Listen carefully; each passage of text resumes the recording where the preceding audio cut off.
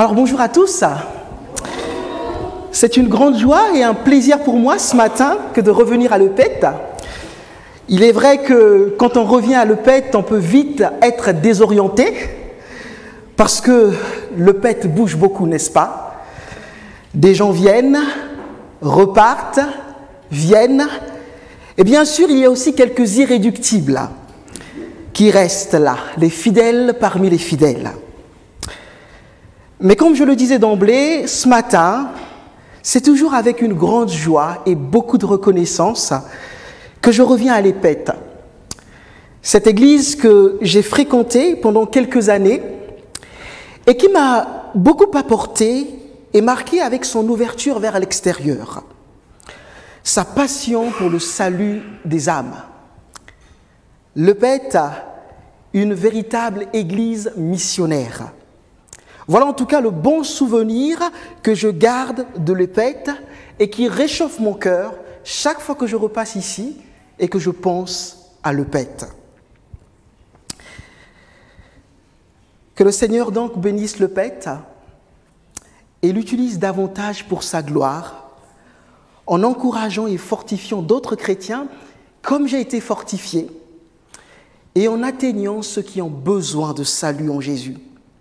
En tout cas, je prie cela pour la plus grande gloire de notre Dieu et pour notre joie.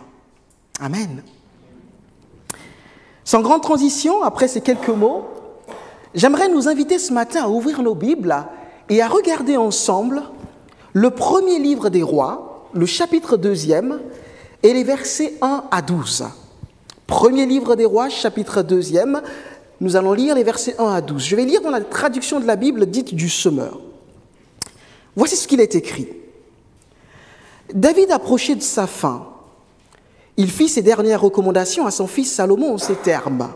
« Voici que je vais bientôt prendre le chemin que suit tout homme. Montre-toi courageux et conduis-toi en homme. Suis fidèlement les ordres de l'Éternel ton Dieu, en marchant dans les chemins qu'il a prescrits et en obéissant à ses lois, ses commandements, ses articles de droit et ses ordonnances, tels qu'ils sont consignés dans la loi de Moïse. Alors tu auras du succès dans tout ce que tu entreprendras et partout où tu iras. Et ainsi l'Éternel accomplira la promesse qu'il m'a faite en me disant, si tes descendants veillent sur leur conduite, pour vivre fidèlement selon ma volonté de tout leur cœur et de tout leur être, il y aura toujours l'un d'entre eux sur le trône d'Israël. Par ailleurs, tu sais tout ce que m'a fait Joab, fils de Tserouïa, et ce qu'il a fait à deux chefs des armées d'Israël, à Abner, fils de Ner, et à Amasa, fils de Yéter. Il les a assassinés en pleine paix, comme s'il s'agissait d'un fait de guerre. Il a pris sur lui la pleine responsabilité de ce meurtre. Tu agiras envers lui avec sagesse, et tu ne le laisseras pas mourir tranquillement de vieillesse. Mais n'oublie pas de traiter avec bonté les fils de Barzilai, le Galaadite. Compte-les parmi ceux qui mangent à la table royale, car ils m'ont secouru avec bonté lorsque je fouillais devant ton frère Absalom. Tu as aussi dans ton entourage Shimei, fils de Guéra, un benjaminite du village de Baourim. Il a prononcé contre moi de terribles malédictions le jour où j'ai dû me réfugier à Mahanaïm. Mais lorsqu'il est venu à ma rencontre vers le Jourdain à mon retour, je lui ai juré au nom de l'Éternel que je ne le ferai pas mourir par l'épée. Maintenant, ne le considère pas comme innocent. Tu es un homme avisé et tu sauras comment tu dois le traiter. Tu veilleras à ce qu'il soit mis à mort malgré son grand âge. » David rejoignit ses ancêtres décédés et il fut enterré dans la cité de David. Il avait régné 40 ans sur Israël, 7 ans à Hébron et 33 ans à Jérusalem. Salomon siégea sur le trône de son père David et il établit fermement son autorité royale. Voici donc un texte qui nous rapporte le dernier discours du roi David. Un des plus grands rois, sinon le plus grand roi d'Israël. Un discours adressé à son fils Salomon. Salomon est héritier du trône et donc le futur roi d'Israël. Il ne s'agit pas ici de n'importe quel genre de discours. Ce n'est pas une discussion banale entre un père et son fils, mais ce sont les dernières paroles d'un roi et d'un père à son fils bien-aimé avant sa mort, avant ce grand départ, comme en témoigne le verset 2. Voici que je vais bientôt prendre le chemin que suit tout homme. Et chers amis, vous conviendrez avec moi que même si de notre vivant nous n'avons pas été un discoureur hors pair, si l'occasion se présente de choisir nos derniers mots, nous aurons plutôt tendance à les préparer avec soin. En général, nous voudrions plutôt que nos dernières paroles soient les plus profondes, les plus sincères, et dans lesquelles on ne va pas s'embarrasser de phare ni de masque, même s'il y a encore le Covid. Des paroles où les mots et les idées les plus importants sont précieusement choisis, car on réalise plus que jamais que le temps nous est compté. Et puisque le temps nous est compté, on ne peut pas se permettre de dire n'importe quoi. Si vous voulez savoir réellement les motivations d'une personne, en tout cas ses motivations les plus profondes, ce qui compte le plus dans sa vie, ses croyances, son espérance, chers amis, écoutez ces dernières paroles. Regardez-le vivre ces derniers instants. Et dans ce sens, nos milieux évangéliques en particulier et la chrétienté en général se sont intéressés de manière particulière aux 7 dernières paroles de Jésus à la croix. Des paroles absolument bouleversantes et riches qui ont fait et continuent de faire l'objet de plusieurs messages. Et puis dans la vie de tous les jours, par respect, on prête une oreille attentive en général aux dernières volontés de nos proches, et même parfois de criminels juste avant leur exécution, dans les pays où la peine de mort est encore pratiquée. Ce matin, nous avons donc la grâce et le privilège à quelque part d'être aux premières loges pour écouter le discours de David, roi et père mourant à Salomon, son fils bien-aimé. Alors, chers amis, cela mérite certainement notre attention et notre considération, d'autant plus qu'il s'agit d'un serviteur de Dieu et que les propos qui nous est rapportés est marqué du sceau de l'inspiration de Dieu. David ouvre son discours par un encouragement à son fils dans la fin du verset 2. « Montre-toi courageux et conduis-toi en homme. » David n'est pas sans ignorer que de grands défis attendent son fils en tant que futur roi d'Israël. Salomon devra conduire le peuple, s'occuper de la sécurité en protégeant de ses ennemis environnants, rendre justice au sein de son peuple, mais aussi de grands défis attendent Salomon dans sa vie personnelle, en tant que père de famille, en tant qu'époux, en tant que frère, en tant que serviteur de Dieu. Montre-toi courageux et conduis-toi en homme est donc une phrase ô combien précieuse pour préparer et encourager le cœur de Salomon à recevoir les dernières instructions de son père. Les 2 premières instructions de David à son fils, nous les lisons dans les versets 3 à 4. Je vais relire pour nous. « Suis fidèlement les ordres de l'Éternel ton Dieu, en marchant dans les chemins qu'il a prescrits et en obéissant à ses lois, ses commandements, ses articles de droit et ses ordonnances tels qu'ils sont consignés dans la loi de Moïse. Alors tu auras du succès dans tout ce que tu entreprendras et partout où tu iras. Et ainsi l'Éternel accomplira la promesse qu'il m'a faite en me disant, « Si tes descendants veillent sur leur conduite pour vivre fidèlement selon ma volonté de tout leur cœur et de tout leur être, il y aura toujours l'un d'entre eux sur le trône d'Israël. » Si je me permets de résumer ces 2 premières instructions, je dirais obéissance au commandement de Dieu, au travers de sa parole, qui est ici la loi de Moïse. Ça, c'est pour le verset 3. Et pour le verset 4, soumission et confiance à la promesse de Dieu. Dans ces deux premières instructions résumées de la sorte, nous voyons donc qu'il est question, avant tout pour David, que Salomon puisse d'abord chercher et honorer Dieu. Pour David, Dieu est le premier servi. Dieu d'abord. Et cela va à contre-courant ou prend le contre-pied de la manière de voir de notre monde, de notre société. En effet, on s'attendrait que dans son discours, David puisse commencer par des choses que nous estimons les plus importantes. Que David puisse parler de la sécurité du pays, par exemple. Israël a de grandes frontières. Comment Israël va se protéger contre les envahisseurs? Comment Israël va se prévenir d'éventuelles rébellions des royaumes vassaux? Ces royaumes que Israël avait assujettis et qui attendaient la moindre brèche pour se révolter et assujettir à leur tour Israël.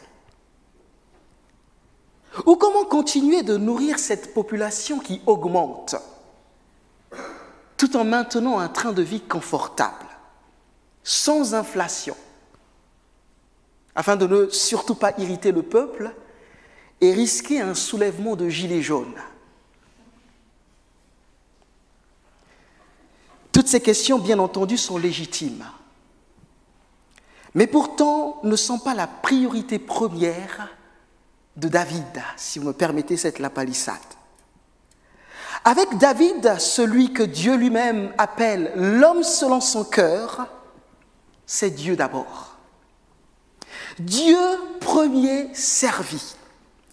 Il sait que le plus important pour le bien de son fils et le bien du royaume, c'est d'abord la soumission de son fils, futur roi d'Israël, au roi des rois, au Seigneur des seigneurs.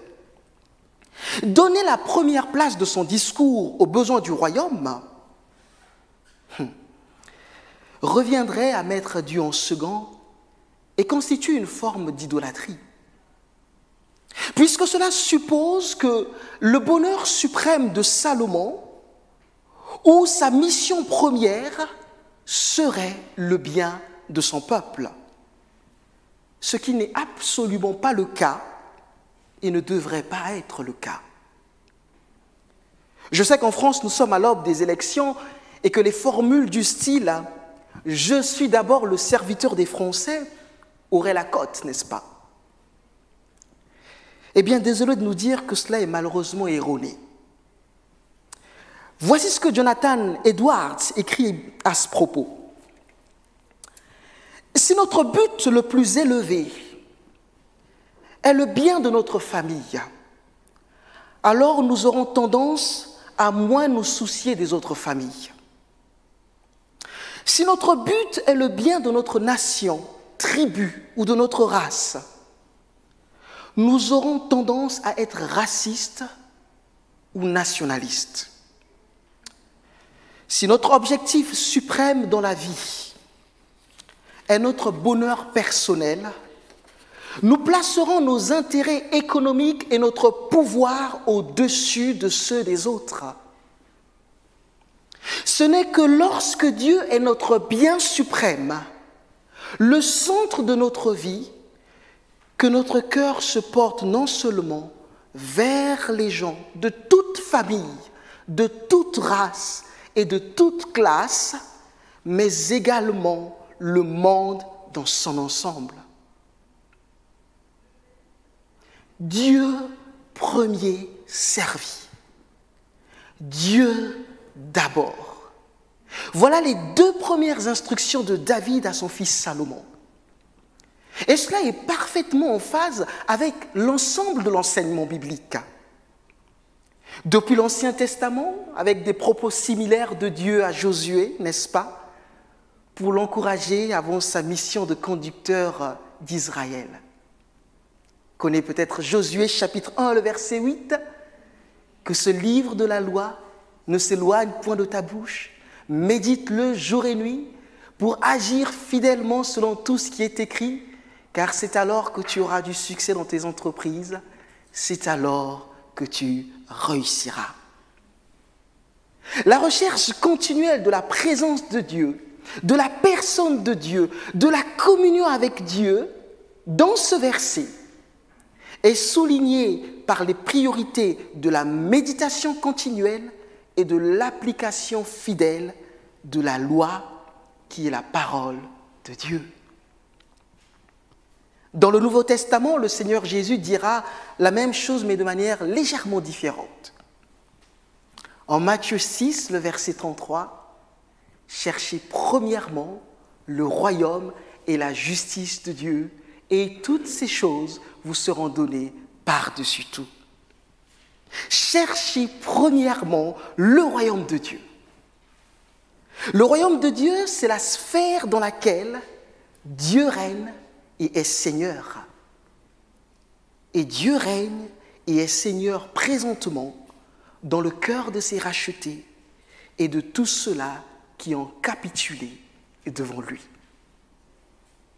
À la lecture de ces deux premières instructions, il vaut la peine, chers amis, de s'arrêter quelque peu et de s'examiner en réfléchissant soigneusement à la place que Dieu occupe réellement dans nos vies. Dieu est-il le premier servi? Vivons-nous réellement le Dieu d'abord?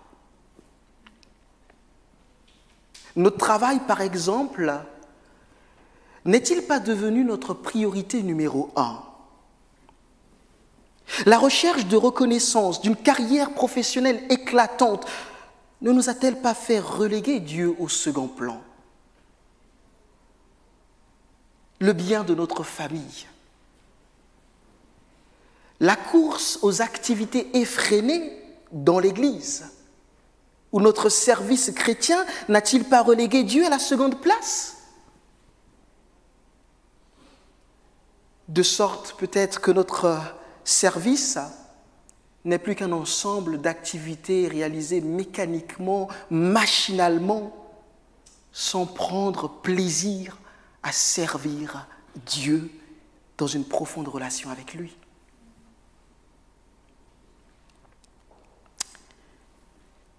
Le désir de profiter d'abord de notre jeunesse. J'ai entendu quelquefois que la jeunesse, c'est la période où l'on devrait tout tester. Il faut faire ce qui nous plaît. La foi ou la religion, ce truc ringard, c'est pour les vieux. C'est donc peut-être pour plus tard. Ne sommes-nous pas là, chers jeunes, en train de dévorer à quelque part la belle et friande pomme de nos années de jeunesse, dans la perspective de tendre à Dieu dans notre vieillesse, le trognon d'une vie tronquée et abîmée?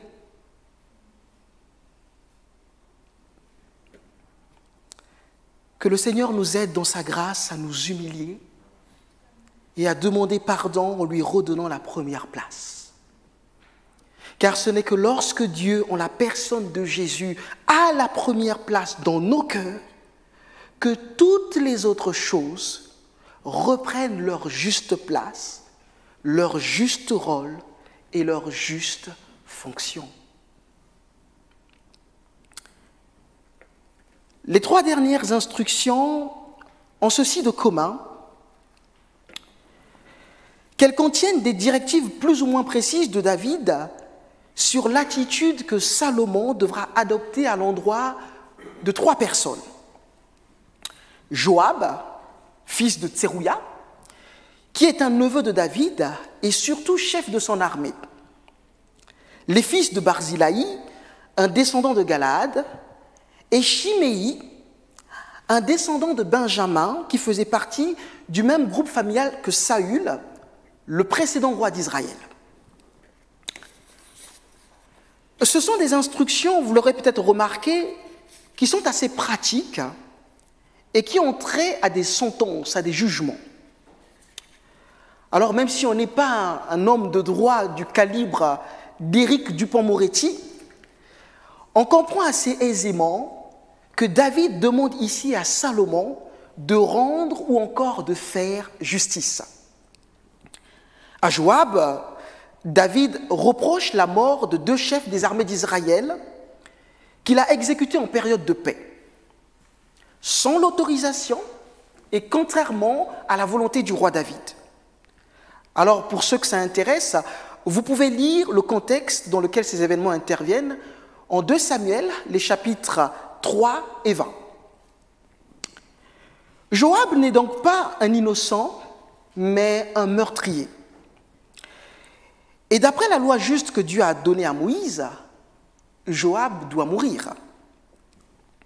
Alors on peut se demander, mais pourquoi David n'a-t-il pas fait mourir lui-même Joab? Il était roi. Il devait avoir tout pouvoir. Pourquoi compter sur Salomon pour exécuter une telle sentence? Le texte biblique nous donne une raison claire en 2 Samuel chapitre 3, le verset 39. 2 Samuel chapitre 3, le verset 39, c'est David qui parle. « Même si j'ai reçu l'onction royale, je suis encore faible. Et ces gens, les fils de Tserouïa, sont trop puissants pour moi. Que l'Éternel lui-même punisse celui qui a commis ce crime selon le mal qu'il a fait. » Du temps de David, donc, bien qu'il soit roi, Joab avait la main mise sur l'armée. C'est au point que David n'aurait pas pu exécuter Joab sans risquer une division de l'armée, voire une division d'Israël et un véritable bain de sang entre pro-David et pro-Joab. David, qui est conscient de sa faiblesse, bien que roi, s'était donc recommandé à l'Éternel pour que Dieu fasse justice. Et donc, en demandant à Salomon de ne pas laisser Joab mourir d'une mort naturelle, parce que si Joab meurt d'une mort naturelle, on risque de penser qu'il est innocent, David affirme sa confiance en Dieu. Si son pouvoir royal à lui n'a pas été suffisant pour faire justice, Dieu affermira la royauté de son Fils et lui fera justice. Et c'est ce qui est effectivement arrivé dans la suite du chapitre 2, puisque Salomon a vu son trône affermi et que Joab, qui s'était allié à un frère de Salomon pour une tentative de coup d'État, a finalement été exécuté. Heureux ceux qui ont faim et soif de justice, car ils seront rassasiés. Matthieu chapitre 5, le verset 6. C'est une béatitude du Seigneur qui est aussi une invitation pour nous à prendre fait et cause pour la justice. Mais nous devons savoir reconnaître que dans ce monde déchu et rempli d'injustice, malheureusement, nous sommes si souvent limités et faibles. Un roi de la trempe de David a su reconnaître sa faiblesse, ses limites et s'attendre à Dieu pour faire justice en son temps.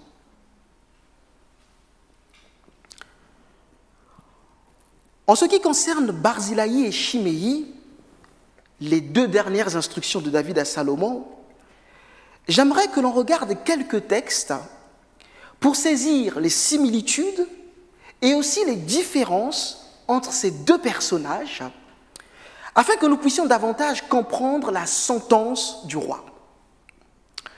Je vais donc tourner et on va regarder en 2 Samuel chapitre 16, on va lire dans un premier temps les versets 5 à 8, puis 13 à 14.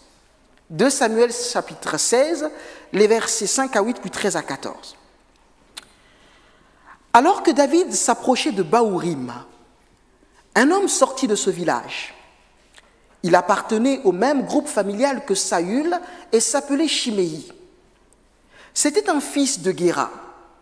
Il s'avançait en prononçant des malédictions contre David et lançait des pierres sur lui et tous ses hauts fonctionnaires, malgré la foule et les soldats qui entouraient le roi à sa droite et à sa gauche. Chiméi criait en le maudissant. « Va-t'en, va-t'en, assassin, vaurien, la mort des membres de la famille de Saül, à la place duquel tu as régné, te retombe dessus. L'Éternel a fait passer la royauté à ton fils Absalom. Te voilà dans le malheur, parce que tu as versé le sang. » Les versets 13 à 14, on lit « David et ses gens poursuivirent leur route, mais Chiméi avançait parallèlement à lui sur le flanc de la montagne, continuant à maudire, à lancer des pierres et de la terre. Finalement, le roi et toute sa suite arrivèrent exténués à Bahurim.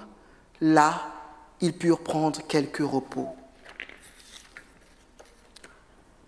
Alors que David est contraint de fuir Jérusalem parce que son fils Absalom a pris le pouvoir et en veut à sa vie, Chiméi accueille David, qui est le roi d'Israël, loin de l'Éternel, à coups de malédiction, à coups de pierre et de terre, et aussi à coups de calomnie. Pourquoi calomnie? Parce que David n'a rien à voir avec la mort de Saül. Ce n'est absolument pas en raison de cela qu'il endure cette situation. Au lieu d'offrir du repos à celui que Dieu a choisi, à son roi, Chiméi au contraire le rejette et participe à exténuer davantage David et ses gens. L'attitude de Barzillai, en revanche, est tout autre. Nous lisons en 2 Samuel chapitre 17, les versets 27 à 29 ceci. Lorsque David arriva à Mahanaïm, il fut accueilli par Shovi, fils de Nahash, de Rabat des Ammonites, Makir, fils d'Amiel de Lodebar, et Barzillai, le Galaadite de Roglim. Ils apportèrent du matériel de couchage, des lainages et de la vaisselle, du blé, de l'orge, de la farine, des épis grillés, des fèves, des lentilles, du miel, du lait caillé et du fromage, pour ravitailler David et ses gens, car ils se disaient, ces gens doivent être exténués par leur marche à travers le désert. Ils ont sûrement faim et soif. En 2 Samuel 19, le verset 33, on peut encore lire ceci, 2 Samuel 19, le verset 33, Barzillai était un vieillard de 80 ans. C'est lui qui avait pourvu à l'entretien du roi pendant son séjour à Mahanaïm, car c'était un homme très riche. Face à la même situation de fuite de David, Barzillai accueille son roi. Il accueille celui que Dieu a choisi en lui ouvrant à quelque part les portes de sa maison, en pourvoyant à tous ses besoins. Il n'exténue pas davantage son roi, mais au contraire, il allège son fardeau. Une même situation, deux réactions différentes et deux conséquences différentes. Pour Chiméi qui a osé maudire avec violence son roi, chers amis, il s'agit d'une faute très grave d'après la loi divine que Dieu avait donnée à Moïse.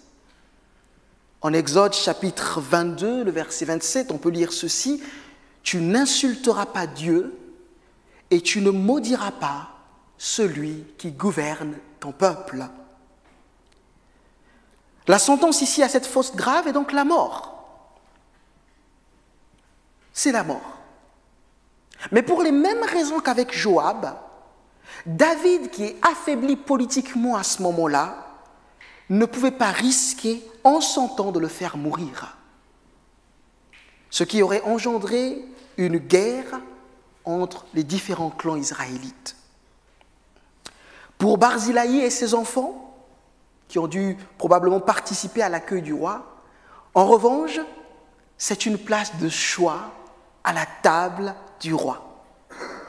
Et tous les privilèges qui vont avec leur sont offerts. Probablement de quoi se nourrir et se vêtir, ainsi que des maisons et quelques terres. Chers amis, en regardant de plus près ces deux dernières instructions du roi David à Salomon, en ce qui concerne Barzilai et Shimei, je ne peux m'empêcher de faire l'analogie aujourd'hui avec le Seigneur Jésus. Le Seigneur Jésus qui, comme David, mais plus encore, est le roi des rois et le Seigneur des seigneurs. Il est loin de l'Éternel, c'est-à-dire celui que Dieu a choisi pour régner sur son peuple, et il est absolument parfait. Et pourtant, certains comme Shimei l'ont rejeté, ne l'ont pas reconnu comme leur roi et ne l'ont pas accueilli dans leur vie comme leur Seigneur. Jean écrit à ce propos, en Jean chapitre 1, les versets 10 à 11, « Celui qui est la parole, il s'agit de Jésus, était déjà dans le monde, puisque le monde a été créé par lui. Et pourtant, le monde ne l'a pas reconnu. Il est venu chez les siens et les siens ne l'ont pas accueilli. » Aujourd'hui, hélas, peut-être sommes-nous des Shimei, rejetant le Seigneur Jésus comme roi dans nos vies. Jésus, contrairement à David, n'a pas fui. Jésus, contrairement à David, ne recherche pas un refuge. Il n'a pas besoin que nous lui donnons du repos, ni que nous prenions soin de lui. Mais au contraire, il a quitté la gloire de son Père pour venir vers nous et nous donner du repos. Du repos à nos âmes qui croulent sous le poids de notre culpabilité, nos manquements, nos faiblesses, de nos péchés. Il est venu pour devenir notre refuge et notre justification face aux traits enflammés du malin, mais aussi la juste colère de Dieu qui se déversera sur tous ceux qui n'auront pas reconnu Jésus comme roi de leur vie. Si aujourd'hui encore nous sommes des Shimei qui rejettent Dieu, qui refusent de l'accueillir comme roi de leur vie, en menant notre vie comme nous l'entendons, comme notre propre boss, chers amis, je suis convaincu sur la base de ce que dit la Bible là et de ma propre expérience qu'il n'y a pas de fatalité. Il n'y a pas de fatalité pour vous ce matin. Alors j'ose espérer qu'au sortir d'ici, nous ne serons plus des Shimei, mais des Barzilai qui accueillent le véritable et seul digne roi de leur vie, qui capitulent devant Jésus en reconnaissant leurs faiblesses, leurs manquements et placent leur confiance en Jésus seul pour leur salut. À ceux-là qui ont reconnu et accueilli le véritable roi de leur cœur, Jean écrit ceci. Mais à tous ceux qui l'ont reçu, à ceux qui croient en son nom, elle a donné le pouvoir, par la parole qui est aussi Christ, de devenir le pouvoir ou le privilège selon les versions, de devenir enfants de Dieu, lesquels sont nés non de la chair, ni de la volonté de l'homme, mais de Dieu.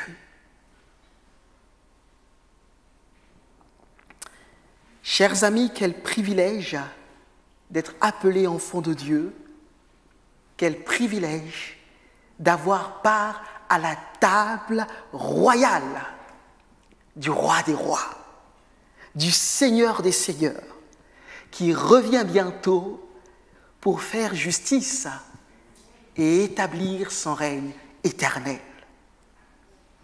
David a choisi d'utiliser ces derniers mots pour donner de précieux conseils à Salomon, son fils. Il l'appelle à être juste et à donner à Dieu l'honneur qu'il mérite. Écoutons donc les dernières paroles du roi David et accueillons Dieu, accueillons le Seigneur Jésus comme il le mérite, en tant que véritable roi de nos vies et du monde. Nous prions. Seigneur, nous te bénissons et nous te remercions pour ta parole. Seigneur, ta merveilleuse parole que tu nous as donnée. Merci, dans ta souveraineté, tu as permis que ce moment d'intimité entre un père et son fils puisse être capturé et nous parvenir pour notre instruction. Et nous te bénissons, Seigneur, de ce que tu veux nous rappeler, que tu mérites la première place dans nos cœurs, dans notre vie. Seigneur, qui est suffisant pour toutes ces choses. Nous te demandons pardon pour toutes les fois où nous t'avons remplacé, parfois par des choses légitimes, à la première place. Seigneur, prends la première place dans nos vies et que toutes les choses reprennent la juste place que tu veux pour elles. Et Seigneur, nous te bénissons aussi parce que tu es le roi des rois qui revient bientôt établir ton royaume. Mais tu désires dès à présent régner dans nos cœurs, dans nos vies. Oh Seigneur, nous te supplions que s'il y a quelqu'un qui n'a pas encore abdigué, qui n'a pas encore dit en son cœur, « Viens Seigneur Jésus, règne comme Seigneur et Sauveur de ma vie », que par ton Saint-Esprit tu le convaincs de péché, de justice et de jugement, et que tu inclines son cœur favorablement vers toi. Fais cela, Seigneur, fais ce miracle, et que nous ayons la joie de participer aux noces de l'agneau, ce banquet à la table royale du Seigneur des Seigneurs. Que ton nom soit béni et glorifié dans le précieux nom de ton Fils bien-aimé, Jésus. Amen.